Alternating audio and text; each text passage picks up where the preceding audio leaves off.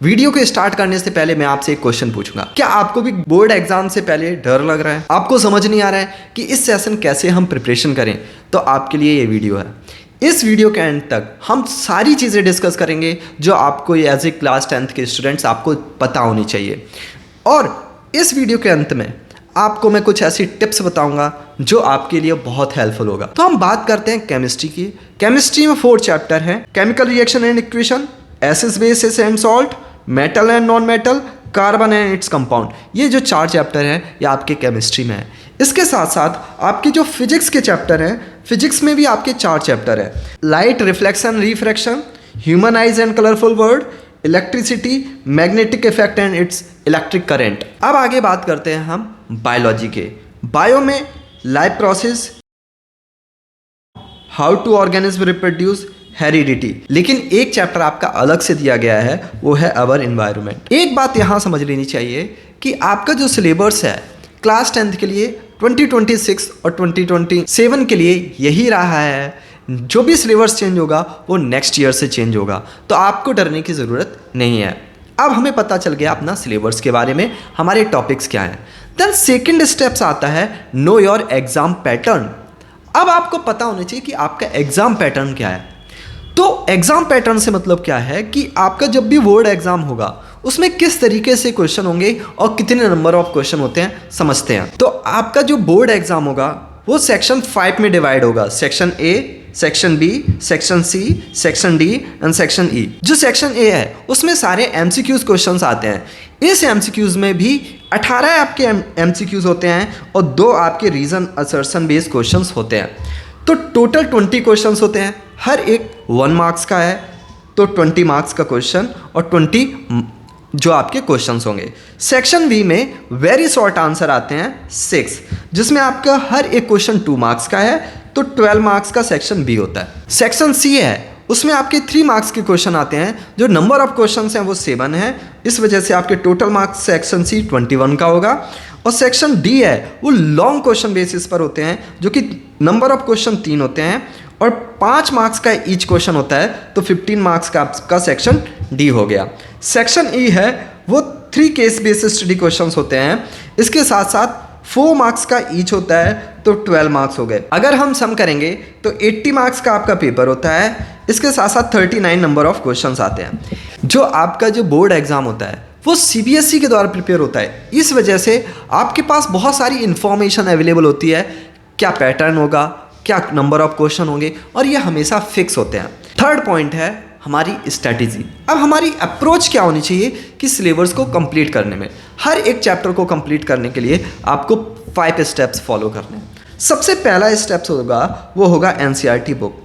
जब भी आप बुक पढ़ें तो आप अपने साथ पेंसिल को लेकर बैठें, सो दैट आप इंपॉर्टेंट पॉइंट को अंडरलाइन कर सकें, इसके साथ एक्टिविटी को पढ़ सकें। एक्टिविटी को पढ़ना क्यों ज़रूरी है? क्योंकि ज़्यादातर क्वेश्चंस होते हैं वो real life application based question होते हैं, वो एक्टिविटी से ही आते हैं। दूसरा, जब आपने एनसीईआरटी बुक के चैप्टर को पूरा कंप्लीट कर लिया है, अब जो आपने नोट्स बनाए हैं, चाहे वो नोट्स आपके स्कूल के टीचर्स ने प्रोवाइड किए हों, कोचिंग इंस्टीट्यूट ने प्रोवाइड किए या फिर आपने कहीं से डाउनलोड किए हों, तो अच्छे से पढ़ना है। Third, practice questions with PYQ. जब आपने एनसीईआरटी बुक पढ़ ली, आपने नोट्स तैयार हो गए, आपको आइडिया लग गया है कि आपके चैप्टर में किस टाइप्स के क्वेश्चंस हैं और उन्हें कैसे तैयार करना है, तो सर अब बात आती है प्रीवियस ईयर क्वेश्चन कहाँ से मिलेंगे। तो आपको मेरा टेलीग्राम चैनल ज्वाइन कर लेना है, जहाँ मैं हर एक chapter wise previous year question share करूँगा। इसके साथ साथ यहाँ आपको सैम्पल पेपर और स्टडी टिप्स से रिलेटेड जो भी इंपॉर्टेंट नोट्स हो सकते हैं, सारी चीज़ें आपको यहाँ अवेलेबल होंगी। जब आपने प्रैक्टिस क्वेश्चन कर लिए हैं तो नेक्स्ट स्टेप्स आता है टेस्ट। अब हर एक चैप्टर का टेस्ट भी देना है। तो सर अब फिर से क्वेश्चन आता है कि टेस्ट कहाँ से मिलेगा? आपको परेशान होने की ज़रूरत नहीं है, आपको टेलीग्राम पर ही टेस्ट भी मिल जाएंगे। एंड 5th स्टेप्स है रिवीजन। जो भी आपने पढ़ रखा है हर एक चैप्टर को कंप्लीट होने के 7 दिन बाद, फिर 1 महीने बाद और फिर एग्ज़ाम से पहले पढ़ना है। जब भी आप चैप्टर को 3 बार रिवाइज करेंगे तो वो आपकी लॉन्ग टर्म मेमोरी में सेव हो जाएगा और आपको परेशान होने की ज़रूरत नहीं है। अब ये तो हो गया हमारा चैप्टर को डिवाइड करना, लेकिन जो हमारा पूरा ईयर होता है इसमें कुछ एग्ज़ाम होते हैं, उनका भी आपको अभी से दिमाग में रखते हुए तैयारी करना है। देखो, अभी सेशन का स्टार्ट है अप्रैल से लेकर के जो आपका जुलाई का फर्स्ट वीक होता है, जुलाई के फर्स्ट वीक में होते हैं PT1, और PT1 होते हैं वो हर एक चैप्टर के, चाहे वो आपका फिजिक्स, केमिस्ट्री, बायो, ज़्यादातर स्कूलों में हर एक चैप्टर के एक चैप्टर आता है, लेकिन कई बार टीचर के पास टाइम होता है तो किसी एक एक्स्ट्रा चैप्टर को ऐड कर लेता है। तो आपका टारगेट होना चाहिए फिजिक्स, केमिस्ट्री, बायो हर एक के 2-2 चैप्टर कंप्लीट होने चाहिए, सो दैट जब आप जुलाई में जाएं तो आपके जो PT1 होगा उसमें अच्छा परफॉर्मेंस करें। देखो, होता क्या है कि जितने अच्छे मार्क्स आते हैं तो आपको कॉन्फिडेंस भी आता है, तो इस वजह से आपकी प्रिपरेशन आपको आज से शुरू करना चाहिए। ऐसा नहीं कि नहीं अभी तो मेरे एग्ज़ाम बहुत डिले हैं, बाद में कर लेंगे, तो फिर बाद में आप नहीं कर पाएंगे।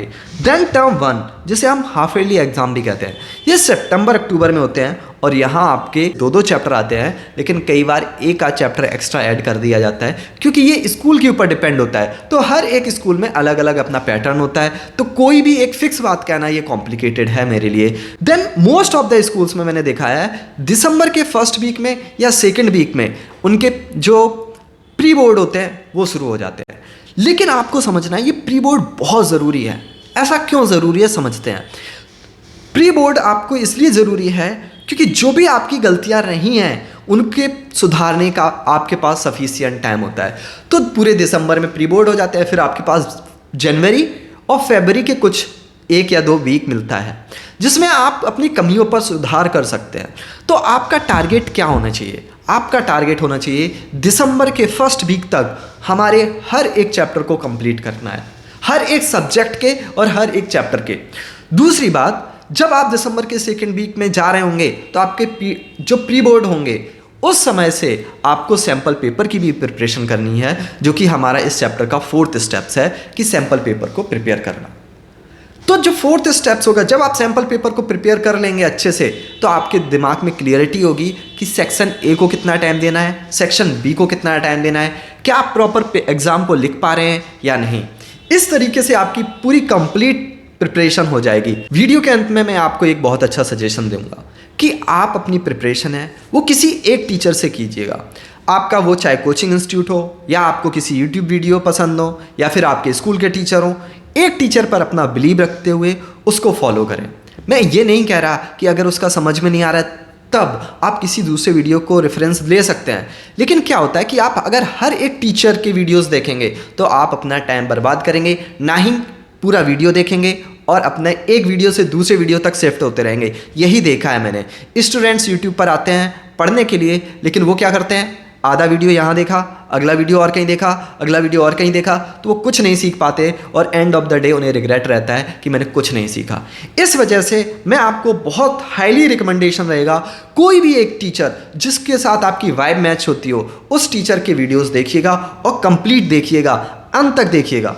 मैं ये नहीं कह रहा कि मेरे ही वीडियो देखिएगा, जिसका भी पसंद हो उस टीचर का वीडियो देखिएगा। इन सारी चीज़ों का अगर आप ध्यान रखेंगे तो आपके बेटर मार्क्स आएंगे। बहुत सारे स्टूडेंट्स हैं वो राइट टाइम का वेट करते रहते हैं, तो मेरे भाई राइट टाइम कभी नहीं आता, आज ही है, यही राइट टाइम है।